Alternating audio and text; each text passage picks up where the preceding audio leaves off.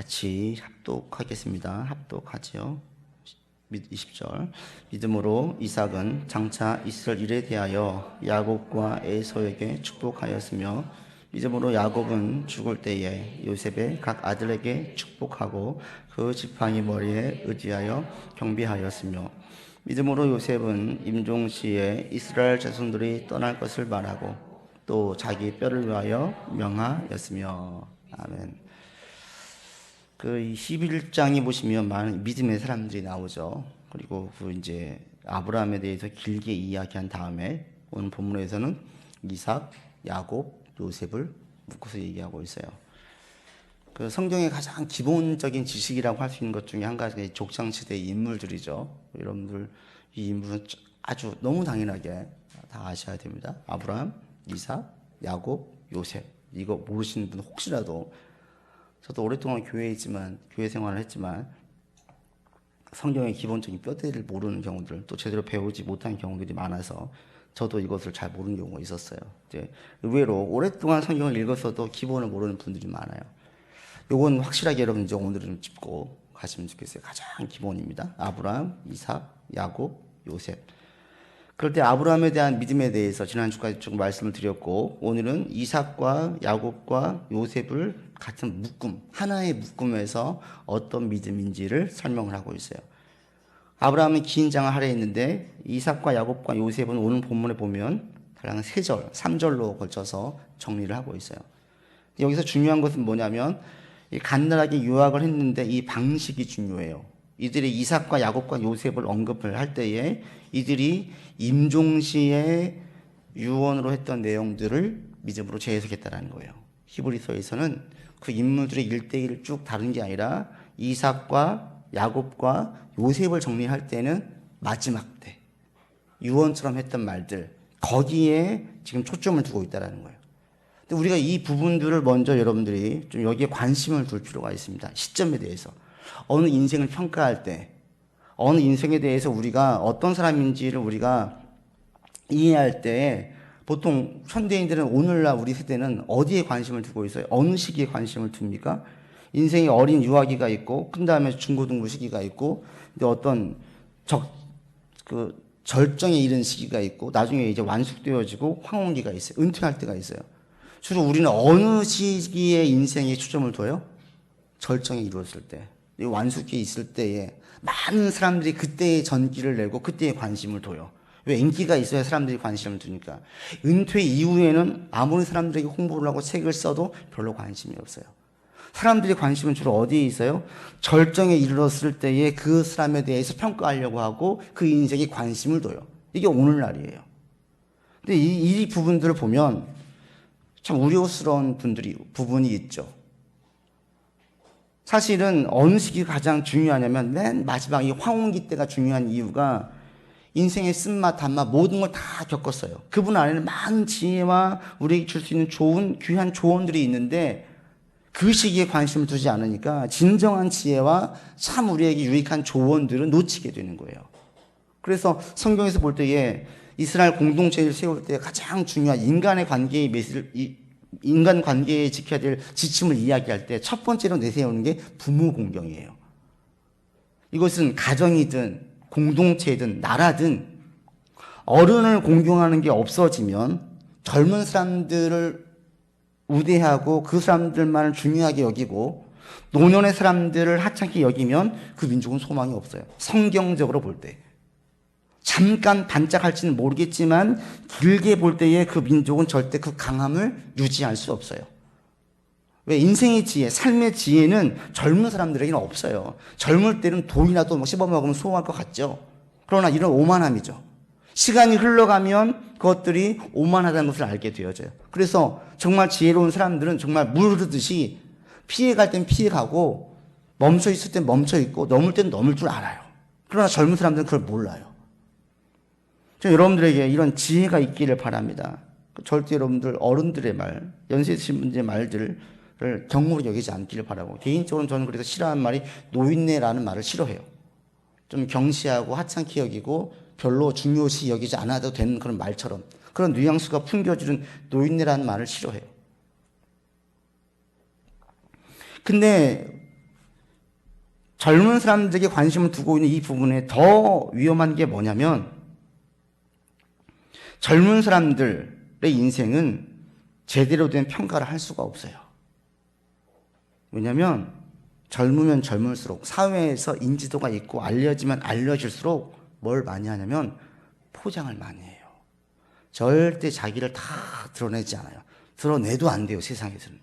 동물의 세계와 똑같아서 내 연약함과 나의 불안한 부분과 나의 치부를 드러내면 막 늑대 떼처럼 막 달려드는 사람들이 많아서 세상에서는 최대한 포장을 해요. 근데 언제부터 포장을 안 해요? 힘 빠지고 점점 힘이 없어지면 포장 안 해요. 노년기의 삶이 되어지면 자기의 속내, 자기의 것들을 드러내는 것에 대해서 별 어려움이 없어요. 제가 지난번에 운전하고 가는데 횡단보도 이렇게 지나간 노 부부를 봤어요. 80이 넘으신 것 같아. 근데 아내 되시는 분이 좀 불편했나 봐요. 남편 되시는 분이 이렇게 부축을 하고 가는데 두 분 다 머리는 좀 산발처럼 되어 있고 옷은 내복 같아요. 그런 차림으로 횡단보도를 천천히 걸어가시는데 저는 그 모습이 왜 그렇게 확 와닿았는지 휴대폰도 빨리 찍었어요. 이제 앞을 못 찍고 뒷만 찍었죠. 그 모습을. 저분들은 참 사람들에게 되게 자유롭게 살겠구나. 누구를 신경을 쓰겠어요. 두 분 신경 쓰시는 것은 오직 두 분밖에 없는 거예요. 자기 아내와 자기 남편만 돌보면 되는 거예요. 아내가 아프니까 조심조심 걸어가시면서 서로 이렇게 챙겨주는 그 모습이 그렇게 확 와닿더라고요. 연세가 드시면 주변 사람들의 평가 이런 거 별로 안 중요해요. 어떤 선은 벗어나면 안 되겠지만 벗어나지 않는다면 다 그냥 오픈해요. 남들의 평가가 그렇게 중요하지 않다는 것을 다 경험을 했기 때문에 별로 신경 쓰지 않아요. 그리고 그때가 그 사람의 진짜 모습이죠. 그래서 오늘 히브리서에서는 인생을 평가할 때에 마지막 단계에 있던 그 모습들을 언급을 하면서 그분들의 인생을 제대로 평가하는 것을 볼 수 있어요. 세상의 잣대로 보면 야곱은 제대로 평가할 수가 없어요. 오늘 본문에서 이삭과 야곱과 요셉을 이야기할 때 야곱을 보게 되어지면 오늘의 시기로 보면 야곱의 인생은 제대로 된 평가가 안 돼요. 왜? 젊은 날 때까지의 야곱의 인생은 전혀 신앙인의 모습이 아니었거든요. 그런데 야곱이 자기 힘으로 안 된다는 것, 삼촌에게서 다 뺏길 뻔했던 경험들, 그리고 그 가운데 하나님께서 도와주셔가지고 지켰던 경험들이 점점 하나님을 더 의존하게 만들었어요. 사람들은 모르죠. 그 다음에 자기의 수고와 자기 노력보다 더 큰 것이 바로 하나님의 도움이라는 것을 크게 인식하게 됐어요. 이게 야곱의 내에서의 변화예요. 밖에서는 안 드러나요. 그러나 야곱 내에서 이런 변화들이 일어났어요. 그리고 결정적인 변화가 자기의 형 에서를 만났을 때예요. 만나기 직전에 천사와 씨름하고 그때 완전히 바뀌어져요. 그 전까지 야곱의 인생은 철저하게 이익에 우선하는 인생이었어요. 따져봐서 도움이 되면은 잘하고 도움이 되면은 베풀어요. 그러나 내게 도움이 될 것 같지 않다. 별로 신경 쓰지 않아요. 에서에게 팥죽을 줄 때에도 철저하게 계산적이었잖아요. 자기 친형이에요. 그럼에도 불구하고 계산적으로 접근을 해서 팥죽을 주고 장자권을 샀던 인물이 야곱이었어요. 그런데 천사와 씨름한 다음에 에서를 만날 때의 모습을 보면 정말 왕을 대하듯이 에서에게 절을 하고 나가요. 이건 쇼가 아니에요. 진실하게 나가는 거예요. 처음으로 야곱에 있어서 자기 이익을 우선하는 것이 아니라 에서를 대할 때 순전하게 진실하게 대한 사람으로 바뀌어졌어요. 그래서 우리가 이 이삭과 야곱과 요셉에 대해서 얘기할 때 이 마지막 부분을 염두에 두고 있다는 사실을 보면 우리에게 영적으로 주는 지혜와 조언들이 몇 가지가 있습니다. 첫 번째로는 뭐냐면 저를 포함해서 우리는 사람들을 제대로 평가할 수 없다는 거예요. 저와 여러분들은 사람을 제대로 평가할 수 없어요. 즉 우리는 누군가를 쉽게 판단하거나 평가해서는 안 돼요. 예수님도 말씀하실 때 옳다라고 말하거나 그르다라고 이야기하라고 했지 정죄하고 판단하지 말라고 했어요. 지금 여러분들이 와서 앉아 계시는데 지금 여러분 속을 제가 몰라요. 같이 사적인 차를 마시면서 이야기를 나눌 때 그때서야 우리 속내가 나오면서 얼굴 환해 보이는데 이런 근심 있으셨어요? 몰라요. 누군가 무슨 말을 할 때 우리는 그 말만 가지고 생각을 하지 그 말 저변에 깔려있는 내용들을 헤아리지를 못해요. 그게 우리예요. 근데 이렇게 해서 거기에 대해서 정죄하고 판단으로 나가게 되면 이것은 많은 실수를 할 수 있고 큰 죄를 저질 수 있어요. 그래서 첫 번째 전제를 우리는 사람을 제대로 평가할 수 없다. 여러분 스스로에게 이것을 전제하세요. 그리고 또 한 가지는 우리는 마지막을 모르기 때문에 판단하면 안 돼요. 사람들은 쉽게 예단해요. 그 사람의 과거와 그 사람의 현재의 모습을 가지고 미래를 얘기해요. 얼마 전에 어느 드라마 잠깐 보니까 얘기하더라고요. 그런 얘기 많이 하죠. 인간은 바꿔 쓸 수 없어. 이런 얘기 많이 하잖아요. 사람의 속은 바꿔 쓸 수 없다는 거예요. 저는 거기에 동의하지 않습니다. 하나님 만나면 바꿔 쓸 수 있어요. 바뀌어져요. 어떤 본질적인 기질 같은 건 못 바뀔지는 모르겠지만 말씀이 제어해서 야생마에게 고삐를 씌워듯이 인간의 기질도 하나님 말씀을 고삐를 씌워 놓으면 얼마든지 통제 가능해요. 그 중요한 것은 하나님께서 그 사람을 통제하고 자기가 자기 통제권을 하나님께 드렸느냐 드리지 않았느냐의 차이이지 신앙 안에서는 바뀌어져요. 그럴 때 우리는 그 사람의 마지막을 모르기 때문에 판단하면 안 돼요. 앞에서는 이 모습이지만 야곱처럼 철저하게 이익을 위해서 살았던 인생이지만 조금씩 자기의 계획과 자기의 이익을 내버리고 하나님의 도움을 크게 보았어요.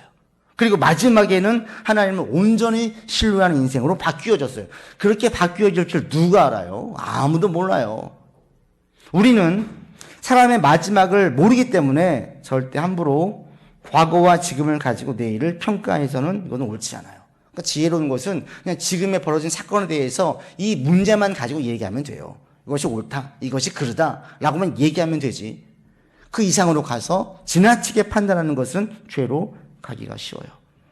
그 야곱을 볼 때 우리는 사람을 제대로 평가할 수 없는 존재라는 사실을 여러분 스스로가 인정을 하세요. 그래서 쉽게 누군가를 판단한 어리석음을 범하지 않기를 바랍니다. 또 한 가지는 신앙에 대해서도 함부로 평가해서는 안 돼요. 신앙에 대해서. 신앙이 없는 사람처럼 보이는데 야곱처럼 하나님을 더 의식하고 하나님을 느끼다가 하나님께 완전히 꼬꾸러진 사람이 있고 누가 보아도 신앙이 보이는 사람인데 사실은 영적으로 계속 무뎌지고 무감각해지고 말씀을 중요하게 여기지 않는 사람들이 있어요. 우리는 몰라요. 얘가 그 전자의 경우 신앙이 없는 사람처럼 보였던 그 얘가 야곱일 수도 있고 삭개오일 수도 있어요. 삭개오가 영적인 관심을 가질 것이라고 어느 누가 생각을 했겠어요. 세리장이었던. 그 당시 유대 사회에서 가져서는 안 되는 직업이 세리의 직업인데 세리의 우두머리에 있었던 세리장인 삭개오가 영적인 것에 관심을 가질 것이라고 누가 생각을 했겠어요. 아무도 예상 못했어요. 반대로 서기관들, 제사장들, 바리새인들을 향해서 믿음이 없는 사람들, 독사의 자식들이라고 말할 사람이 누가 있겠어요? 그 당시에는 서기관들과 바리새인들과 제사장들은 다 믿음이 좋은 사람의 표본이었어요. 하이 클래스에 있었어요. 모든 사람들이 존경을 받았어요.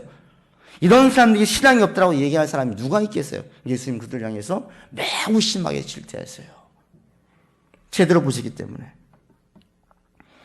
우리가 직장 동료를 볼 때도 이런 경우 많이 있잖아요. 저 사람은 늘 교회를 비판해. 교회에 대해서 비평하고 반대. 어떤 생각을 해요? 저 사람 절대 안 믿을 거야. 어느 순간 잘 믿고 열심히 내고 있는 경우가 있어요. 그런 경우 못 보셨어요? 어떤 경우는 참 사람이 착하고 심성이 좋아요. 예수님만 믿으면 딱일 것 같아. 그래서 열심히 전도했어요. 많이 신경을 썼어요. 10년 지나도 요지부동인 사람이 있어요. 우리가 생각할 때는 저 사람은 절대 아니야 라고 했던 사람들이 믿는 경우가 있고 저 사람은 잘 믿을 것 같아 했는데 전혀 믿지 않는 경우가 있어요. 신앙에 대해서 여러분 절대로 함부로 평가하지 마세요.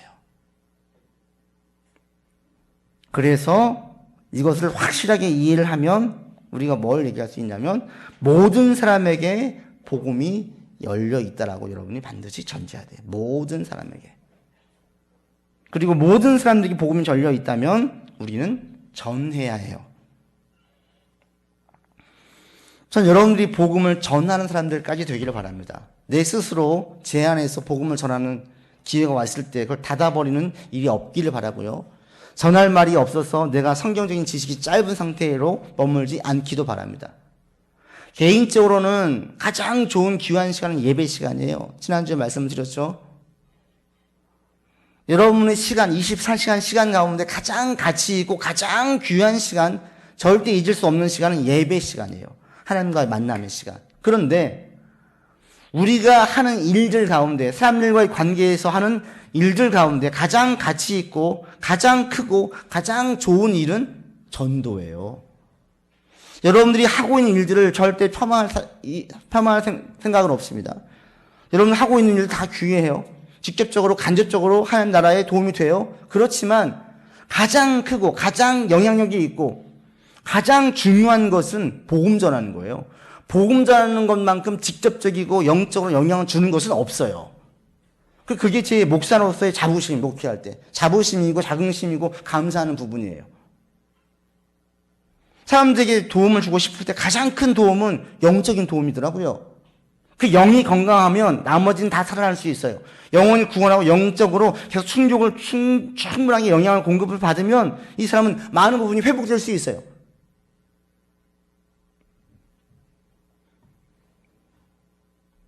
저는 여러분들이 그래서 할 수 있으면 누군가에게 전도할 수 있을 때 전도하길 바랍니다. 결과는 우리가 신경 쓸 필요가 없어요. 그 사람이 믿든 안 믿든 이건 중요하지 않아요. 중요한 것은 내게 기회가 왔다면 그 기회를 기회 여기고 복음을 전해야 되는 거예요. 그리고 이 복음을 전하는 기회를 가까이 우리가 중요하게 여길 때에 첫 번째는 가까운 사람들에게 이런 기회를 얻어야 돼요. 그리고 가까운 사람들에게 복음을 전하려면 여러분의 말이 그 사람에게 가볍게 여겨지지 않도록 행동거지 신경을 써야 돼요. 사도 바울이 말합니다. 남편들에게 권면하고 아내에게 권면을 하고 주인에게 권면을 하고 종에게 권면을 해요. 근데 모든 권면의 내용은 한 가지예요. 너의 행실, 너의 용냄, 너의 용남, 너의 찾는 것, 너의 신뢰해 주는 것, 관용을 베푸는 것, 너희가 성실할 것, 이 모든 것들은 무엇을 위해서 그러냐면 너를 통해서 믿지 않는 너의 남편, 믿지 않는 너의 아내, 믿지 않는 너의 주인, 믿지 않는 너의 종이 예수님 믿을 수 있을지 모르니까. 그래서 네가 관용을 베풀고 네가 성실하고 네가 사랑을 베풀고 네가 신뢰를 주라고 얘기를 해요. 온전히 여기에 초점을 두고 있어요. 여러분의 인생도 마찬가지입니다. 여러분 직장 아무리 다녀봐야 몇 년 다녀요. 요즘 65세만 55세만 돼도 은퇴를 해요. 씁쓸한 현실이죠. 또 다른 제2 직장을 가져요. 다른 직장을 가졌다고 칩시다. 얼마나 일을 합니까? 가치 있고 의미 있는 일이지만 그것보다 더 큰 가치 있고 의미 있는 일이 있음을 여러분 분명히 아시기 바랍니다. 그게 뭐예요? 전도예요. 영혼을 살릴 수 있는 직접적인 말이에요. 여러분의 삶의 목적을 여기에 두시고 우리가 전도해서 영혼 구원을 한다고 해서 그것은 우리의 몫이 아니에요. 영혼 구원 철저하게 하나님의 소관이에요. 중요한 것은 내가 전하는 거예요. 여러분에게 누군가에게 복음을 증거할 수 있는 기회가 있다면 그 기회를 100분 활용할 수 있는, 그리고 결과에 상관없이 감사하며 전할 수 있는 여러분들 되기를 바랍니다. 대단히 중요합니다. 이 마지막을 가지고 평가했던 모습을 보면 우리가 이런 부분들을 좀 생각을 해볼 수가 있어요.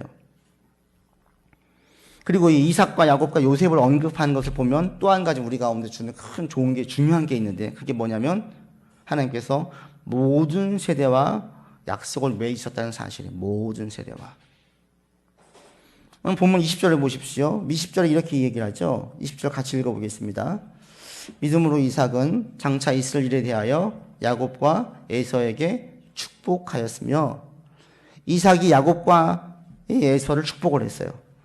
축복한 내용이 뭐냐면 창세기 27장에 가면은 만민이 너를 섬기고 열국이 내게 굴복할 것이다 라고 얘기해요. 이삭이 에서로 알고 야곱을 축복하죠. 그 내용이 뭐냐면 네가 열국의 아비가 될 거라는 거예요. 이 말은 창세기 26장 3절에 하나님께서 이삭에게 직접 주셨던 말씀이에요. 이 말씀은 새로운 말씀이 아니라 가장 먼저 아브라함이 주셨던 말씀이에요. 아브라함이 주었던 말씀이 이삭에게 왔고, 이삭에게 주었던 말씀이 야곱에게 갔고, 야곱에게 주었던 그 말씀이 요셉에게로 가요. 하나님께서 주신 그 말씀이 계속 계승되는 것을 볼 수 있어요. 우리가 이 부분은 대단히 중요하게 여겨야 돼요. 왜요? 이것이 오늘날 이스라엘 사람들이 모두가 다 자기가 선민 사상에 젖게 만들죠. 하나님 택한 백성이고 이 말씀은 우리에게 주신 말씀이다. 그런데 이것을 바울은 오늘날 우리에게까지 적용을 그대로 하죠.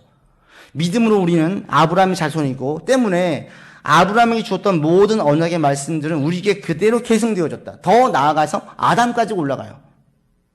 믿음으로 우리는 아담의 후손이다. 아담에게 주신 생육하고 번성하고 땅을 정복하고 다스리라고 하셨던 그 복된 말씀들은 전부 다 우리에게 주신 말씀이라는 거예요.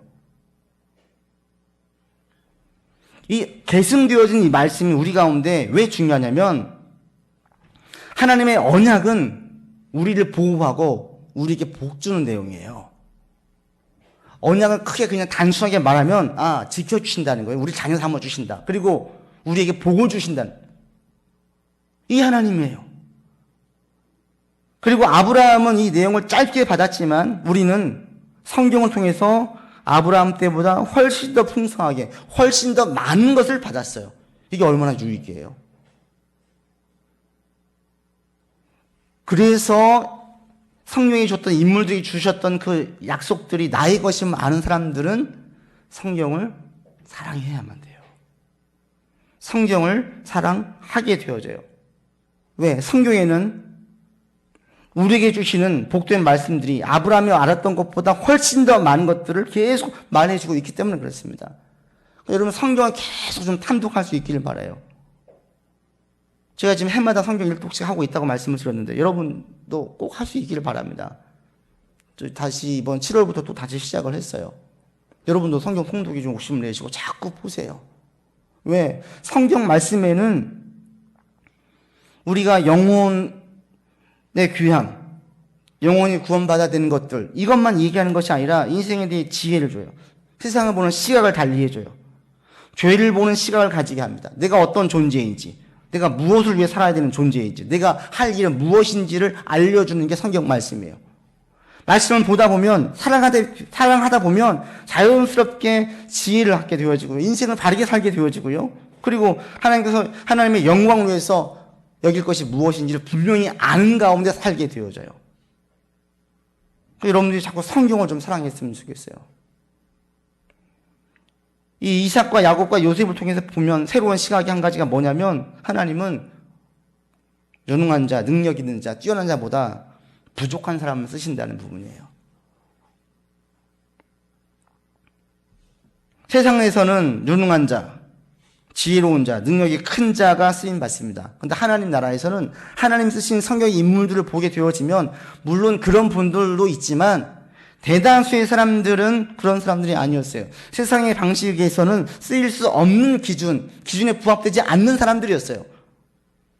족장으로 이어지는 이삭과 야곱과 요셉도 마찬가지예요. 이삭은 유약한 자였어요. 싸울 줄을 몰랐어요. 족장감이 아니에요. 우물을 팠는데 뺏어가면 그냥 뺏겨요. 직접 싸우질 않아요. 3번씩이나 뺏겨요. 야곱은 한마디로 말하면 야곱은 누구예요? 사기꾼이에요. 사기꾼.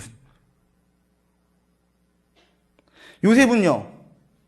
요셉은 그 안에 너무 상처가 많아요. 사람들에게 워낙 배신을 많이 당해서 본질적으로 사람을 이제 믿지를 못해요. 그런데 하나님께서 이런 사람들을 통해서 하나님의 일을 이루어 가시는 거예요. 바울은요, 살인자예요. 베드로는요, 당시 기준을 볼 때는 지식이 한참 미치지 못하는 어부였어요. 성경을 자꾸 묵상하고 알게 되고 하나님의 쓰임을 알게 되어지면 하나님께서 쓰신 사람은 세상의 기준과 능력과는 아무 상관이 없음을 알 수 있습니다. 아무 상관이 없어요. 여러분이 바울을 볼 때에 그 사람이 엘리트 층이었으니까 쓰임받았겠지라고 생각하신다면 대단한 착각이에요. 하나님은 사람을 쓰실 때에 세상적인 능력과 기준에 근거해서 사람을 쓰시지 않아요. 이것이 하나님께서 쓰시는 기준이 되지 않습니다. 하나님이 쓰시는 사람은 어떤 사람입니까? 성경을 보게 되어지면 하나님 앞에 진실한 사람, 하나님 앞에 순결한 마음을 가지고 있는 사람, 이런 사람을 쓰세요. 그 사람의 동기와 그 사람의 목적과 그가 바라고 있는 결과가 무엇인지, 하나님 앞에서 하나님 보시기에 진실한 사람들을, 순전한 사람들을 하나님께서 사용하시고 그들을 도드라지게 하세요. 성경을 보게 되어지면 그래서 우리가 희망과 소망과 기대를 가지게 되어져요. 여러분 누구 죽인 적 있으세요? 우리는 없잖아요. 여러분 사기치고 다니세요? 아니잖아요. 그런 사람도 쓰임 받았다면 우리가 쓰임 받지 못하는 이유가 있습니까? 이런 비교 자체를 할 필요가 없어요. 왜 그들은 쓰임 받았을까? 하나님께서 쓰시는 기준이 세상 기준과 전혀 상관이 없다는 거예요. 하나님 앞에 순전한 마음과 진실한 마음으로 나아가기만 하면 됩니다. 그래서 여러분들이 하나님 앞에서 여러분 속을 다 오픈하셔야 돼요. 오픈하셔야 돼요. 그리고 예수님의 보혈을 더 철저하게 의지하셔야 돼요. 나를 의지하지 말고. 그리고 나의 영광이 아니라 하나님의 영광이 드러나기를 간절히 바라셔야 돼요. 그러면 반드시 하나님 이런 사람들을 귀하게 쓰세요. 어떻게 쓰실지 모르지만 이런 사람들이 반드시 쓰임 받습니다. 참고 인내하고 계속 순종하고 성실한 가운데 나아가다 보면 이 순전하고 진실된 마음을 유지하고 예수님의 보혈을 의지하고 하나님의 영광이 드러나기를 간절히 바라면서 나아가면 하나님 반드시 그런 사람들 들어서 사용하세요. 근데 문제는 뭐예요? 세상은 이런 기준으로 사람을 쓰지 않는다는 거예요. 그래서 우리가 성경을 사랑해야 돼요. 다시 그래서 성경으로 와요. 여러분들이 계속 교회 올 때마다 더 정확하고 명확하게 알아야 될 것이 뭐냐면 하나님의 음성이 하나님의 음성.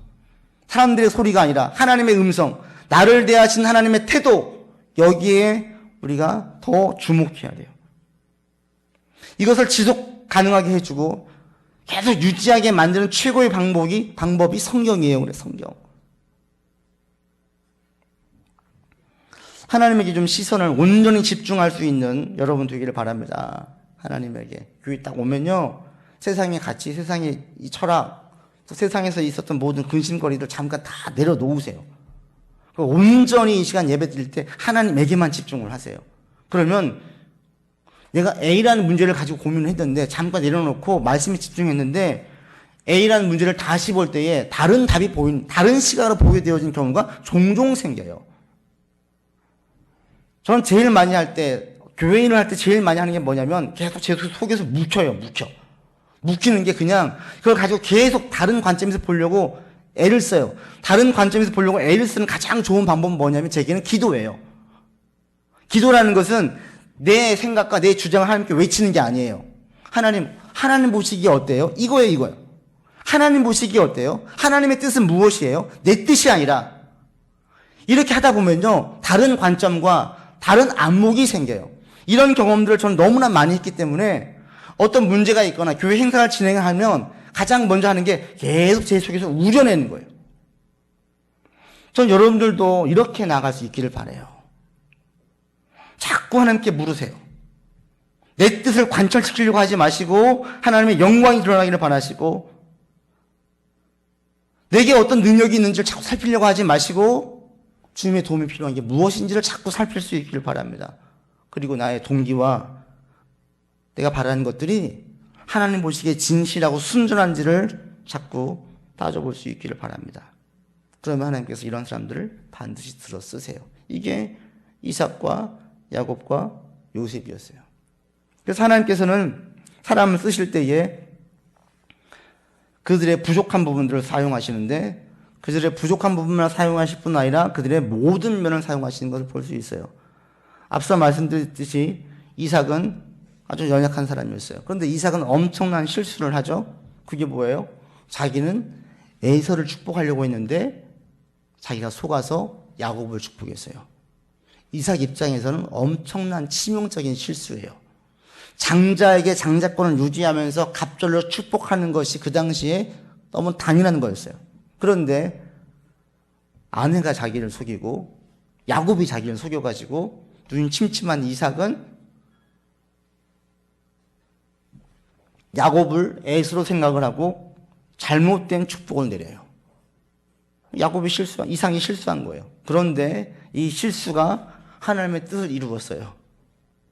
그러니까 인간의 연약함, 인간의 한계가 하나님의 뜻을 이루는 데에는 아무 문제가 없더라는 거예요. 야곱의 인생은 철저하게 속고 속이는 인생이었어요. 사기꾼이었어요. 많은 것을 속였어요. 그런데 이런 사람을 족장으로 스치기에는 부족함이 없었다라는 거예요. 요셉도 철저하게 배신을 당했어요. 사지로 많이 내몰렸어요. 그렇지만 요셉도 하나님께 쓰임받기에 전혀 문제가 없었다라는 거예요. 야곱과 요셉을 보면요, 완전히 극과 극이에요. 야곱은 철저하게 사람을 이용한 사람이고 요셉은 철저하게 사람에게 이용당한 사람이에요. 그런데 하나님 똑같이 쓰세요. 똑같이. 지금 여러분들이 여기에 앉아 있을 때 우리의 살아온 인생은 다 달라요. 내가 경험한 내용도 다 달라요. 그런데 하나님은 지금의 여러분의 이 모습을 그냥 그대로 사용하신다는 거예요. 믿으십니까?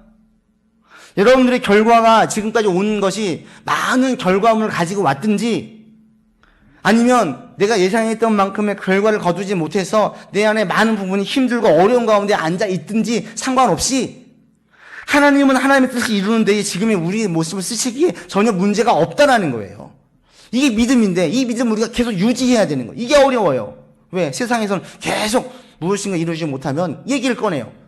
그때 그걸 했었어야 됐는데, 그때 결정을 A가 아니라 B라고 결정을 했었어야 됐는데, 안타까워해요. 인간적인 안타까움이죠. 우리 인간 가운데 그 일을 생각을 하면 잠깐 아플 수 있어요. 그러나 분명한 것은 모든 것은 합력해서 선을 이룬다라는 사실이에요. 선을 이룬다는 얘기할 때 이 선을 여러분들이 오해하시면 안 돼요. 선은 늘 좋은 결과물이 아니에요. 모든 것이 합력해서 선을 이루십니다 라고 얘기할 때 그 선은 잘 끝날 것입니다, 이 뜻이 아니에요. 그럼 뭐예요? 선을 이룬다라는 것은 그 모든 일들을 통해서 하나님을 더 의지하게 될 것입니다. 하나님을 더 신뢰하게 될 것입니다. 하나님을 더 의지하고 신뢰하는 데에 여러분이 겪었던 모든 경험들은 다 유익합니다, 이 뜻이에요. 가족이 애가 끈끈해지는 게 늘 좋아서 끈끈해집니까? 그렇지 않아요. 아이들이 사고를 치고 부모님 병도 드시고 이런 경험들을 통해서 가족의 귀함을 더 알게 되어져요. 선은 이루어지는 거예요. 가족애는 계속 유지가 되는 거예요. 이런 것처럼 우리의 삶에 겪는 모든 경험들은 하나님을 더 의지하게 하고 하나님을 더 신뢰하게 하는 데에는 아무 문제가 없어요. 다 사용되어져요. 그리고 하나님을 더 의지하고 신뢰하면 하나님의 방법대로 우리를 들어서 사용하신다는 거예요. 여러분을 통해서 하나님의 역사는 이루어져 갑니다. 이걸 분명히 믿으십시오. 지금 내가 얼마를 가지고 있든지, 지금은 내가 어떤 결과물을 가지고 있든지, 지금은 내 심정이 어떠하든지, 내게 지금 어떤 은사가 있든지 상관이 없이 아버지 앞에 순결한 마음으로 나아가기만 하면, 예수 십자가를 가장 의지하기만 하면, 하나님의 영광을 드러내는 것을 간절히 가장 바라고 있으면 하나님 이런 사람을 사용하세요. 그러면 내게 있는 문맷돌 하나도 골리앗을 무너뜨리는 것처럼 크게 사용될 수 있어요. 그래서 모든 면을 사용해서 하나님께서는 하나님을 점점 더 의지하게, 하나님을 점점 더 신뢰하게 믿음의 사람으로 만들어가요. 그리고 믿음의 사람이 되어질 때 나타나는 큰 특징이 한 가지가 있습니다. 이게 야곱과 요셉을 통해서 나타나는 특징이 있는데, 여러분 21절과 22절에 그 특징이 나와 있습니다. 같이 읽어보죠. 믿음으로 야곱은 죽을 때에 요셉의 각 아들에게 축복하고 그 지팡이 머리에 의지하여 경배하였으며, 믿음으로 요셉은 임종시에 이스라엘 자손들이 떠날 것을 말하고 또 자기 뼈를 위하여 명하였으며. 야곱의 축복, 야곱이 지팡이 머리에 의지하여 경배하였을 때, 이게 마지막 때거든요. 그리고 요셉도 임종시 때를 말해요. 마지막 때. 야곱이 마지막 때 했던 말이 뭔지 아십니까? 창세기 보면 내가 죽으면 여기에 묻지 말고 나를 우리의 할아버지 아브라함한테 줬던 가나안 땅에 묻어달라. 이집트에 묻지 말고. 요셉도 똑같은 얘기를 해요. 오랜 시간이 흐른 다음에 반드시 하나님께서 우리 민족을 다시 한번 가나안으로 인도하실 것인데, 그때에 나의 뼈를 그곳으로 인도해달라. 인생이 말년이 되니까, 야곱의 인생이 말년이 되니까 그 시선이 어디에 있냐면 저 약속의 땅에 가 있어요. 요셉의 인생 말년이 되니까 시선이 어디에 가 있냐면 저 약속의 땅에 가 있어요. 야곱의 인생은 한마디로 말하면 실패의 인생이에요. 실패의 인생. 야곱이 바로왕 앞에서 말해요. 내 세월이 얼마나 못되지만 참 험한 세월을 보냈습니다. 바꿔 말하면 전 실패자입니다. 요셉은 세상이 볼 때는 성공의 인생이었어요. 30세의 총리가 됐으니까 올라갈 수 있는 최고의 높이로 올라갔어요. 젊은 날에. 성공의 인생이죠. 그런데 야곱과 요셉이 마지막에 바랬던 똑같은 시선은 본향이었어요. 본향. 믿음이 성장하면 본향을 바라보게 되고요. 우리 믿음의 사람들이 본향이 어디겠습니까? 하나님 나라예요. 하나님 나라를 바라보게 되어지고요. 그리고 그들 가운데 삶에 보여주는 한 가지 큰 특징이 있는데 세상에서의 성공과 실패에 그렇게 연연하지 않게 돼요. 야곱은 실패의 인생이었어요. 삼촌에게 20년간 무임금으로 일했어요. 아내 2명 얻으려고. 20년간 수고해서 얻은 것이 아내와 자식들밖에 없었다고요. 자기 스스로 철저하게 실패자의 인생이라고 고백했어요. 험악한 세월을 보냈습니다. 그런데 그 실패도 자기 발목을 잡지 못했어요. 제가 신림동에 이전에 있다 보니까 어떤 분들을 봤냐면 자기가 고시를 패스 못하니까 자기 자식을 고시시키는, 사실 시킨 게 아니라 자식이 하더라고요. 제가 중고등부 했던 그 아이가 고시 공부를 하고 있어요. 제가 볼 땐 그 아이는 고시를 하면 안 되는 아이였어요. 근데 고시를 하고 있대요. 왜? 자기 아버지가 고시에 실패했거든. 7급 공무원이 있다가 고시하겠다고 7급 공무원을 관뒀어요. 고시를 했어요. 10년 넘게 그게 안 됐어요. 결국은 포기했어요. 뭐 했는지 몰라요. 그런데 나중에 보니까 그 딸이 고시하려고 신림동에 들어와 있더라고요. 전 속으로 좀 많이 아팠어요. 아버지의 한이 자식이 대신 풀어주고 싶은 거예요. 신앙이 깊이 들어가면 세상에서의 실패가 그렇게 한으로 남지 않아요. 않게 되어져요. 왜? 점점 저 본향이 크기 때문에. 여러분 실패한 게 많으세요? 마음에 한이 있으세요? 하나님께서 이 한들을 좀 씻어달라고, 답을 달라고 해결해 주시기를 기도하기 바랍니다. 야곱에게도 한이 하나 있었어요. 가슴에 큰 대못이 있었어요. 그게 뭐냐면 요셉이 죽었다는 생각이었어요. 아들이 죽었어요. 요셉이 죽었어요. 그런데 죽었다고 생각했던 그 아들이 죽은 게 아니라 총리가 되어서 나타났어요. 요셉에게 마지막에 있었던 그 한이 풀렸어요. 그러면서 약속의 땅에 대한 간절함은 더 커졌어요. 우리가 지금 여기 살기 위해서 이집트에 와 있지만 다시 가나안에 갈 거야. 떵떵거리며 살고 있지만 이것이 별로 의미가 없어. 이게 야곱의 고백이었어요. 그리고 크게 성공했던 요셉의 고백이기도 했어요. 저는 이 고백이 저와 여러분의 고백이 되기를 바랍니다.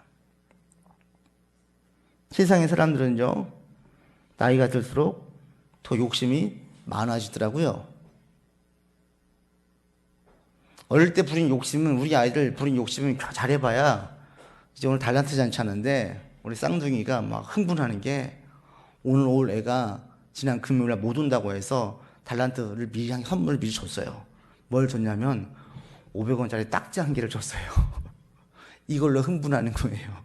애들은 오늘 올 건데 거짓말하고 딱지 가져갔어요. 딱지. 이걸로 흥분을 해요. 어려서는 500원짜리 욕심을 가져요. 크면 우리는 500원짜리가 우습잖아요. 크면 더 큰 거 욕심을 가져요. 더 크면 더 큰 욕심을 가져요. 더 많은 것을 가지면 더 많은 것을 욕심을 가져요. 그런데 진짜 어른이 되면 딱지는 우습게 보이죠. 제가 만약에 딱지 가지고 흥분한다고 생각을 해보세요. 얼마나 우스워요. 애 같지 않으세요? 신앙도 똑같아요. 신앙이 성숙한 사람, 온전히 성숙해지는 사람, 하나님을 온전히 의지하는 사람들은 세상의 물질의 가치가 점점 작아져야 돼요. 작아져 가요. 그리고 하나님의 가치는 점점 커져 가요. 세상의 물질은, 세상의 가치들은 하나님의 일을 할 때 도구로 쓰임 받지만, 이게 없을 때 좀 불편할 것처럼 보이지만 하나님의 일을 이루시는 데는 전혀 문제가 없다는 것을 알게 되어져요. 몇 번 경험하고 나면 이게 별로 안 중요해져요. 저 여러분 신앙 이렇게까지 올라갈 수 있기를 바랍니다. 우리 교회에 유명한 자, 능력 있는 자들, 많은 가진 사람들이 올 때 우리 교회가 힘을 얻습니까? 절대 그렇지 않아요. 우리 교회에는 하나님의 영광이 드러날 때에, 앞서 말씀드린 것처럼 예수 십자가를 철저하게 의지하는 사람들이 많아질 때에, 하나님 앞에 순결하게 서는 사람들이 많아질 때에, 자기의 영광을 위해서가 아니라 하나님의 영광을 위해서 애를 쓰는 사람들이 많아질 때에 우리 교회는 힘을 얻어요. 전 이거 분명히 확고하게 확신하고 있습니다. 때문에 여러분 서운해하지 마세요. 여러분 한 명이 없다고 해서 전 절망하지 않아요. 제가 절망한다는 건 무슨 얘기예요? 하나님보다 사람을 더 크게 보고 있다는 얘기죠. 지난주 재정 보고 있는데 재정 만약에 없다고 해도 여러분 놀라지 마세요. 재정이 만약에 없어지잖아요? 그럼 그냥 점심 먹지 말자고요. 최악으로. 이게 뭐냐면 자유하라는 얘기예요. 이건 별로 안 중요하다는 얘기예요. 저는 그렇게 생각을 하고 있어요. 그리고 이걸 자꾸 유지하고 싶어요. 왜? 이게 무너지면 저도 세상에 살아가고 가치를 가지고 교회를 운영하려고 할 테니까. 여러분의 개인적인 삶도 똑같습니다.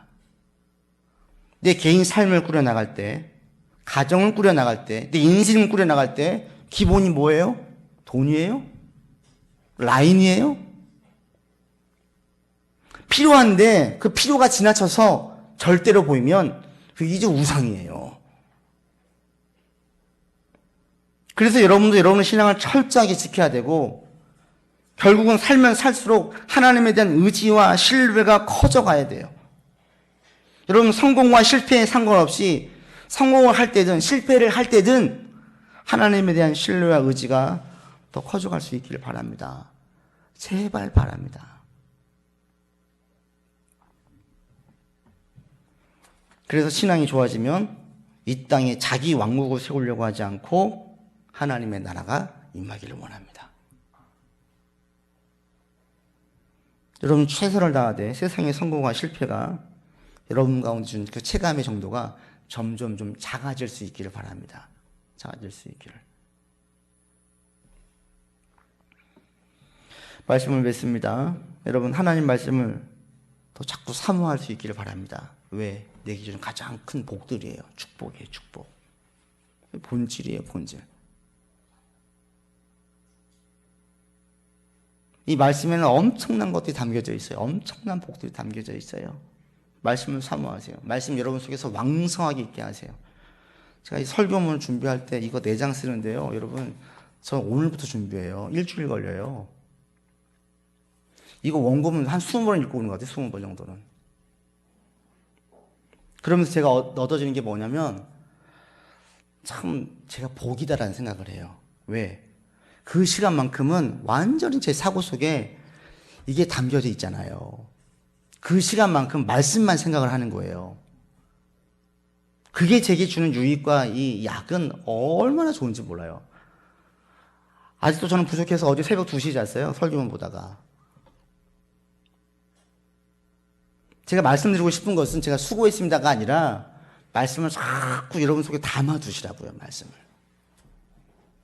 말씀 좀 깊게 상고하시고 묵상하시고 곱씹어 보시는 시간들을 가지시라고요. 그러면요 거기에서 주는 유익은 너무 커요. 너무 커요. 그래서 하나님에 대한 신뢰가 커져가는 여러분 되기를 바랍니다. 그리고 하나님의 나라를 더 사모하고 갈망하는 여러분들 되기를 바랍니다. 그 사모와 갈망은 저 천성만이 아니라 이 땅에서 실현되기를 바라는 마음으로까지 이어져요. 그래서 하나님, 제가 살고 있는 곳에서 하나님의 나라가 임하기를 바랍니다. 이 마음으로. 여러분이 손대는 곳에서 식물이 살아나기를 바라고요. 상처받은 사람들이 치유되기를 바라고요. 답답했던 사람들이 소망을 가지기를 바라요. 여러분을 통해서. 하나님 우리를 통해서 그런 일들을 이뤄가기를 바랍니다. 사도 바울이 말하죠. 너희의 마음의 눈을 밝히사 그의 부르심의 소망이 무엇이고 성도 안에서 그 기업의 영광의 풍성함이 무엇이며 그의 힘의 위력으로 역사하심을 따라 믿는 우리에게 베푸신 능력이 지극히 크심이 어떠한 것을 너희로 알게 하시기를 구하노라. 이것이 여러분에게 있기를 정말 이 시간 바랍니다. 나의 소망이 무엇이고 내가 받은 기업이 무엇이고 내게 베푸신 주님의 능력이 얼마나 큰지를 헤아려서 여러분 어떤 경우에도 절망하지 마시고 담대함과 소망과 또 지금 내게 주신 삶에서 어떤 의욕적으로 하루하루를 살아갈 수 있기를 바랍니다. 그리고 그러면서 하나님 나라가 여러분 신비에 새겨져서 이 땅에서 내 집을 넓히고 내 땅을 넓히고 내 농장을 넓히고 이런 것에 소망을 두는 것이 아니라 하나님의 나라를 넓히는 데 내가 쓰임받기 원합니다 라는 마음이 점점 더 커져가는 여러분 되기를 바랍니다. 아멘. 그리고 이 마음으로 우리 교회를 좀 바라봐 주시기를 바랍니다. 샬롬 교회가 이렇게 쓰임받기를 원합니다. 기도합시다. 아버지 하나님, 이삭과 야곱과 요셉의 하나님, 우리도 이 땅에 살면서 야곱과 이삭과 요셉에게 함께했던 하나님이 우리와 함께 하실 것을 믿습니다. 우리의 모든 삶의 경험들이 다 유익이 되게 하나님을 더 신뢰하고 의지하게 만들 것을 믿습니다. 하나님, 우리의 삶에 혹시 한이 되어지고 상처가 되어지고 아픔이 되는 것이 있습니까? 이것들을 해결해 주시고 답을 주시고 치유해 주셔서 우리 가슴에 박힌 못들 다 뽑아주시고 가시들 다 태워주셔서 하나님 나라를 사모하는 데 걸림이 되지 않고 우리 발목을 잡지 않도록 인도하여 주시옵소서. 우리가 이 땅에 성실하게 수고하며 살지만 우리가 가장 가치 있게 여길 것은 물질도 아니고 사람도 아니고 직장도 아니고 통장의 잔고도 아니고 오직 하나님입니다. 하나님을 가장 신뢰하고 의지하며 나아갈 수 있는 우리가 되게 인도하여 주시옵소서. 하나님, 우리 가운데에 하나님의 나라가 가득하기를 원합니다. 공생의 사역을 시작하신 예수님께서 하나님의 나라를 선포하심을 제일 첫 번째 외쳤던 것처럼 우리의 마음 가운데 하나님의 나라가 생겨져서 이 땅에서의 성공과 실패가 점점 작아지게 하시고 사람들을 바라볼 때 그 영혼의 죽어감이 안타깝게 느껴져 복음의 기회가 있을 때, 전도의 기회가 있을 때에 감사하며 전할 수 있는 우리가 되게 인도하여 주시옵소서. 하나님의 나라가 우리의 삶에, 우리의 가정에, 우리의 직장에, 또 우리 샬롬 교회에, 한국 교회에, 세계 열방에 임하여지기를 간절히 원합니다. 저 선성에 들어갈 때까지 그 나라가 우리 가운데 임할 수 있도록 인도해 주시고 그 나라가 임하기까지 힘써 수고하는 우리가 되게 인도하여 주옵소서. 우리 구주 예수 그리스도 이름으로 기도드립니다.